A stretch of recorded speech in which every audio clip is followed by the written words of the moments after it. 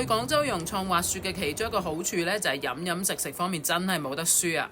特別係傳統嘅廣東菜，如果食厭咗商場入面嘅大集團品牌，其實離開融創大概10蚊的士路程嘅地方就已經有好多選擇。今次為大家介紹嘅呢，就係離開融創5分鐘車程嘅招仔1號，佢出名嘅呢，其實就係海鮮同埋傳統嘅廣東菜。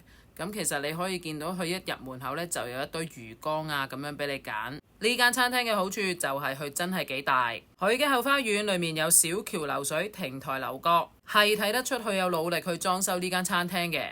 侍應同經理嘅服務態度亦都好唔錯。話完雪會肚餓噶嘛，點餐咪有啲瘋狂咯。經理係咁撳住我哋，唔好再點啦，食唔晒啦。食物質素亦都好唔錯，條蒸魚夠晒滑，15蚊隻嘅鮑魚非常彈牙，同埋 size 亦都唔細。豉油雞係我最中意嘅，皮脆肉滑有雞味。個豉油汁應該係炒過啲料頭先至煮嘅，非常香，鹹淡味亦都搞得好好。唔介意坐下車又想試下本地人去嘅餐廳，我覺得呢一間係一個好嘅選擇。